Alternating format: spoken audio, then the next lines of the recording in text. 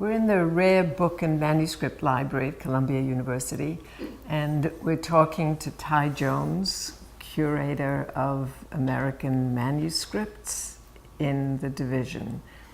And we've asked Ty to come here to talk to us about documents and what they reveal to us about women, and then about how difficult they are to use when we're hunting for women in the archives. But before we go there, we want to take one quick look at a particularly revealing set of documents that came into the library's hands just a couple of years ago. Can you talk to us about this collection and how you acquired it? Sure, Alice. This is the Sally Goodgold papers, and they arrived here in the last 5 or 6 years, I think, and they were processed and made available to researchers, and so they're now in wide use, and researchers come and use these materials to ask a variety of questions about New York City politics, New York City history, efforts to reform government, and also women's history. So Sally Goodgold is not a famous person, but she had two really great qualities when it comes to library archive. One, she did a lot of really important work on a lot of central issues, and two, she seems to have saved lots of her correspondence and other materials over the years. So the materials are here, and they're available for use, and they're really a fascinating collection of unexpected documents about the city's history. So she was not a famous person, but she was a person who was very much involved in the running of the city at some level. She was interested in good government, she was interested in the politics of the city, she was interested in civic organization, in, I suppose, what we sometimes call civil society. That's right, and I know that you're being a little bit demure here because she was also a friend of yours, so you know her far better than I know her. I actually never. Oh, you never met her? No. Well, but yes, that's right. So she... but I knew her son. You knew her son. So that's right. I mean, I think she was kind of a generation of activist women in New York. This was an era of urban crisis, of urban renewal, and I think there were people like Sally occupying various niches throughout the city. And we have other collections here about people who were focused primarily on school integration and on other types of reform efforts. So I think she's of a period of a time when you did see this type of really organization-based reform efforts. And so it's a really crucial collection on its own, and also as part of a larger set of social forces. Mm. And what fascinates me about this particular collection is not only how much she managed to save, but the detail that it exposes of what it took to actually influence the shape or the form of good government. So the file that we're looking at now is one that was put together after the New York City blackout of 1977, when the city went dark for almost 24 hours. And there was a good deal of, I would say, looting and other kinds of misbehavior. We would say liberating. Liberating, right. Depends on right, which side you were on. Yeah. And Sally Goodgold, who was then a long-standing member of the City Club of New York, a City Club is one of the good government organizations, is asked to head a task force on, what does she call it? This is a task force on it's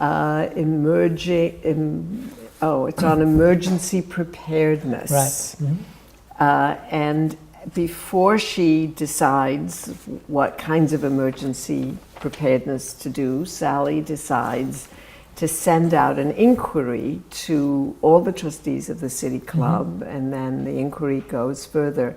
asking them what they think of the police department and its job and how it did its job. So, and she gives us the kinds of questions that she wants to ask and then asks for additional questions. That's right. So this is a great example of some of the surprises of archival research. This is not in a folder marked Police Department. It's in a folder marked City Club 1976, 1977. And so a researcher who was interested in the city in that time period and went to this folder would be rewarded with this amazing, candid set of handwritten memos between prominent members of the City Club about their main concerns about New York City's police department. So it's a hidden document in the sense that one of the main archival interests of it is not advertised on the face of the folder, but once you get into it, you find this really amazing set of evidence. And like so many documents, the devil is in the details. It's in exactly the kinds of questions that she asks that reveal something of the anxieties of the 1970s in the face of this kind of misbehavior. So she asks, how many police officers are really on duty during the day? This, of course, written in her own hand. How are we prepared to face another blackout? Whether the so-called mass, what is the so-called mass disorder plan for the city?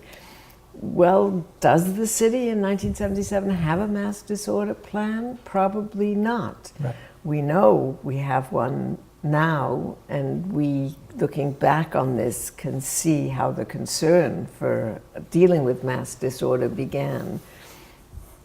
And then she proposes, this is a draft of the letter she's going to send out. If you've ever wanted to ask these or other questions concerning the New York City Police Department and its operations, now is the time to do it, she says. And then on the reverse, we see that she's still a little unclear about what it is that her mandate is. What is the task of this department or of this task force, she's asking. So you get here several layers of, you get the anxieties that are flooding around her, you get her effort to expand democratic participation, to get people involved, but you also get her own sense of where she fits in this, what's her authority and what's the authority of the task force. That's right. And then you also see, I think, the technology of the civic group of the moment with the, the handwritten first draft, which is saved. If you imagine someone who's an activist today, the first draft is on a Microsoft Word document and is probably not saved. Then you have the mimeograph of the questions, which she mails out to all the members. And then as you flip them, you have the various trustees and members' handwritten questions that they want her to ask about the police department. Right, so these are then additional questions which are going to get incorporated into the final questionnaire. That's right. And we don't actually have a copy of the final questionnaire here. How she managed not to save that, we don't know. But we can assume that many of these questions were incorporated in it. And we do have copies of some of the minutes that come later, which indicates that the questionnaire was asked or sent out and responded to, and that the City Club then went on to other business. Right. So do we know whether Sally Goodgold was effective or not? We can only surmise. Right. And, as historians, the question effective is a difficult standard for historians to assess. It's a highly subjective and subject-based question. I think the other thing for me is that even without discovering the final report or the city's response, what you have here is a time capsule into the concerns of these middle class and upper middle class New Yorkers about the police department. Yes. And for that, you now have, so for instance, just seeing the one that catches my eye, what is the real statistic on unsolved reported robbery and why is it so low? So a concern about property crimes, for instance, which is probably a very different set of concerns than women in other parts of the city, perhaps. Yes. But the other thing, of course, that's intriguing about documents like this is they tell us how seriously women like Sally Goodgold took their work, that they, because it was unpaid, because it was volunteer work of a kind, they did not simply slough it off. They took it seriously and they did their jobs. And that, for the historian of women, is intriguing. So we see women with a certain level of means and so on, actually plunging into the daily business of how to make the city a better place to live. Right. And also I think this shows how the history of a topic such as the police department, which perhaps most people would not see as a topic that is a women's history topic or a gendered history topic, through these documents you actually can see, at least at one or two removes, that the concerns of at least these women in New York is eventually being directly presented to members of the police department in high authority and presumably taken very seriously. So it does reveal something about women's history, of course, about a topic, the police department, that is not intuitively clear that that's what's happening there.